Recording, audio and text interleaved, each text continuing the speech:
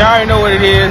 Detroit Lions, Dubski. We going home, man. We going to see Cleveland next week, man. Y'all already know what it is. Go Lions! Detroit training camp is finally here, and somehow, someway, the Lions have already handed us a storyline before a single pad has even popped. This is Detroit Scope, and if this is your first time here, welcome to the family. We are closing in on 1,000 subscribers, and every single person watching right now is part of the reason we're this close. So before we get into today's chaos, do us a favor and hit that subscribe button, because trust me, you'll want to be along for this ride. Let's set the scene, because this one has a familiar, almost eerie feeling to it. Kerby Joseph, our star safety, was asked the obvious question heading into camp. Was he going to start on the physically unable to perform list? And Kerby, being Kerby, shot back with total confidence. How much do you want to bet I'm not on there? He basically said. Bold words. Confident words. Word we have heard almost this exact same thing before, if you've been paying attention. The next day, the Lions dropped their official list. Kerby Joseph's name was right there on it. And look, we have to talk about the deja vu here because this is not a new script for Kerby. Rewind back to last season, and you'll remember him doing almost the identical thing. He'd tell everyone he was good to go, that he was playing, that his knee was fine. Then, almost overnight, he'd be out. Not questionable, not limited, just flat out unavailable, with zero real explanation given to the fans who were told just days earlier that everything was fine. So here we are again. Kerby telling the world he's healthy. Kerby dancing around social media, looking like a guy with nothing wrong with him. And then Kerby landing on a list that, by definition, exists for players who are not ready to go. It's becoming a pattern at this point, and honestly, the lesson for all of us watching from the outside is simple. Stop listening to Kerby Joseph's Twitter account and start listening to Dan Campbell's press conferences instead, because at least Campbell tends to hedge his bets rather than make guarantees he can't keep. And it doesn't stop there. Kerby posted an update recently that had fans scratching their heads even harder. He said something along the lines of his faith being unbreakable, that he can walk now, that he's not in the kind of pain he was in during, quote, the Kansas game. The Kansas game. Nobody watching this has any idea what game he's referring to. There's no Kansas game on any Lions schedule we've ever seen. Was it a joke? A private reference only he understands? A slip of the tongue? We don't know. And honestly, the confusion around that one comment says everything about how murky this entire situation has become. We are getting fragments of information from Kerby Joseph directly, with no context, no clarity, and no real understanding of what actually happened to that knee last season or where it stands today. Here's the thing, though, and this is important. We need to stop treating every single PUP list name like it's a 5-alarm fire, because the data tells a much calmer story than the panic in the replies would have you believe. There's a stat floating around right now, credited to NFL insider Mike Payton, that puts this whole situation into perspective. Since 2021, the Detroit Lions have had 13 different players open training camp on the PUP list. 13. And out of all 13 of those players, every single one of them went on to play regular season football that same year. Every one of them, except for a single outlier, played in at least 10 games. The only exception on that entire list was Romeo Okwara, whose situation was a much more serious, long-term injury that everyone already understood going in. Think about that for a second. 13 players, 12 of them bounced back and played real, meaningful snaps in the regular season. That is not a horror story. That is a front office and medical staff being cautious in July, when literally nothing is on the line, so that players are fully ready to go once actual football starts maturing in September. If Kerby Joseph, Brian Branch, and Tyler Conklin all follow that same pattern, this entire storyline resolves itself quietly by week 1, and we'll all look back at this moment as much ado about nothing. Speaking of Brian Branch, let's be honest with each other here. Nobody expected him to be full go for the start of camp anyway. Everyone already understood the timeline on his recovery, and putting him on PUP right now is not a plot twist, it's just paperwork catching up to what we already knew. The situation we should actually be watching is whether he starts showing up in practice reps as camp rolls along, because that will tell us far more than any preseason designation ever could. And then there's Tyler Conklin, the tight end brought in this offseason to add some much-needed depth behind Sam Laporta. His PUP placement is the one nobody can really explain. There was no reported injury when the Lions brought him in, no red flag anyone caught during the signing process. And yet here he is, sidelined before camp even starts. It's the kind of situation that makes you tilt your head and go, wait, what happened here? We don't have a clean answer yet.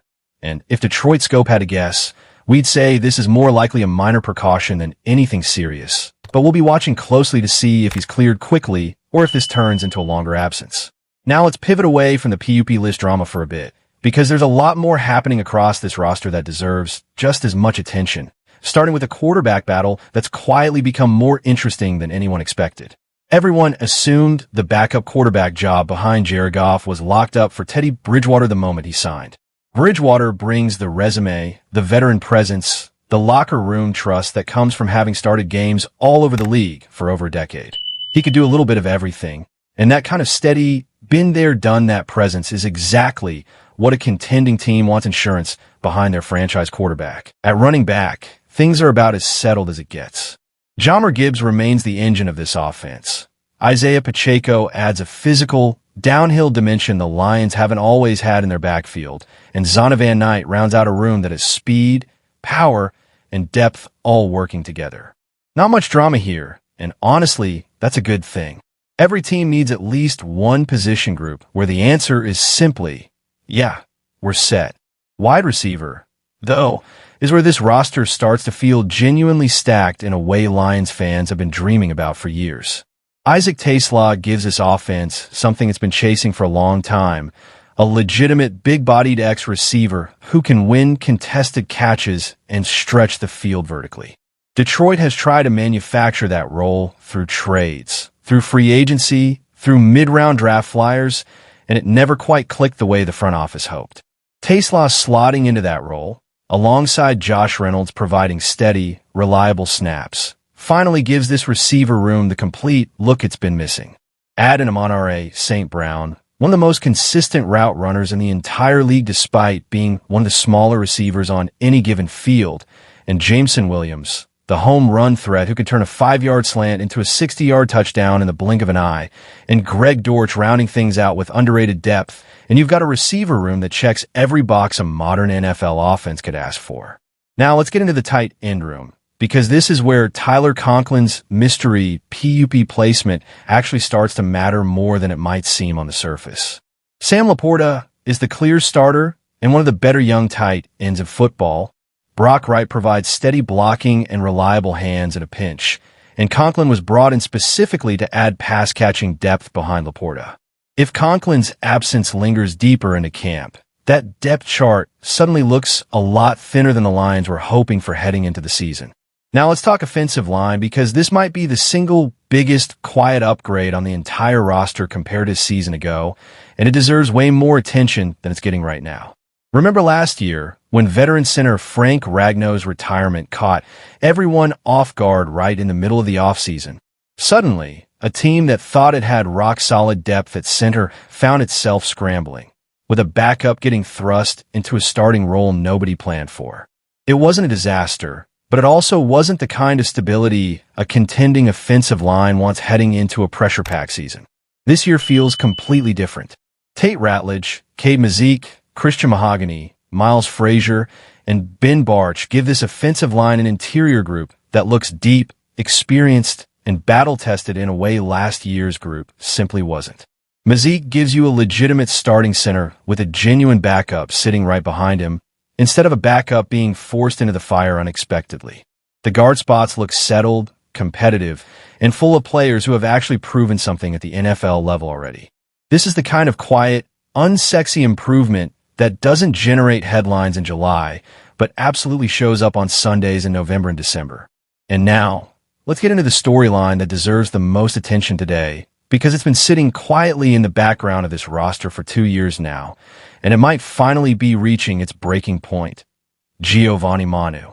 If you remember the pick, you remember the reaction. Manu came out of Canada as one of the rawest, most physically intriguing offensive line prospects in recent memory. Enormous frame, legitimate power, all the trait scouts love to project onto a developmental tackle. And that was always the exact word attached to him, developmental. The idea was simple. Take a chance on the physical upside, coach him up over a couple of seasons, and hope the traits eventually turn into consistent, translatable football skill.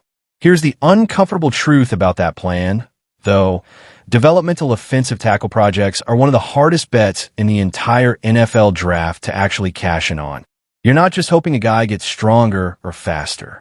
You're hoping his footwork, his hand placement, his processing speed against elite pass rushers all catch up to NFL speed, sometimes years after most of his peers have already locked those skills in during college. It's a slow burn that works out just often enough to keep teams trying it, and fails just often enough that fans should always keep their expectations tempered. And now here's the update on Manu that has Lions fans buzzing for all the wrong reasons. He's been moved to guard. Think about what that actually signals. If a young offensive lineman who was specifically drafted and developed as a tackle prospect suddenly gets shifted inside to guard during his third training camp, that is not typically a sign of things going well. That's usually the football equivalent of a team quietly admitting the original plan isn't working out, and they're searching for literally any spot on the roster where his physical tools might still translate into a usable NFL role. And the math here is brutal for him.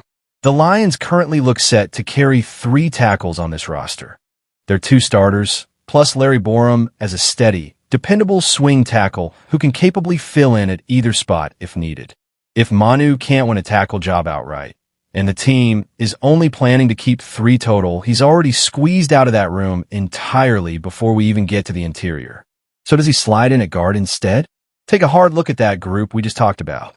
Tate Ratledge, Christian Mahogany, Cade Mazik, Miles Frazier, Ben Barch.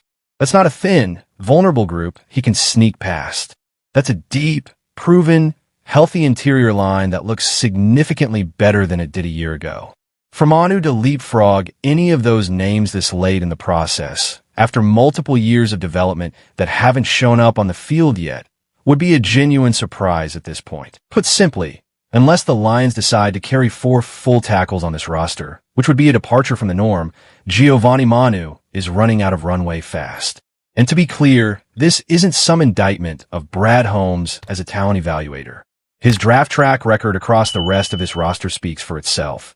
And there's a very good reason this front office is respected across the entire league. But even the best evaluators miss occasionally, and every roster in football has 1 or 2 picks that simply never translated the way everyone hoped. Manu might be heading toward becoming one of those cautionary tales, a reminder that even a can't-miss physical profile doesn't guarantee anything once the pads actually come on. So where does all of this leave the Lions as training camp officially gets underway? A little bit of deja vu with Kerby Joseph that fans should take with a grain of salt rather than genuine panic. A quiet, easily explainable situation with Brian Branch. A genuine mystery with Tyler Conklin worth monitoring. A backup quarterback race that's more competitive than advertised. A receiver room that finally looks complete from top to bottom. An offensive line that's a clear upgrade from last year's scramble. And one former draft pick in Giovanni Manu whose window to prove he belongs on this roster is closing fast. There's a lot to watch as pads start popping and real football decisions start getting made. Detroit Scope will be here every step of the way breaking down what actually matters versus what's just July noise, so you don't have to sort through it yourself. And that's the story for today, Detroit. If you enjoyed this breakdown, do us a favor and smash that like button. Drop a comment telling us whether you think Giovanni Manu makes this final roster. And if you haven't already, hit subscribe. We are so close to 1,000 subscribers on Detroit Scope, and every single one of you gets us closer. Ring that notification bell. Take care of yourself, take care of each other, and, as always, go Lions.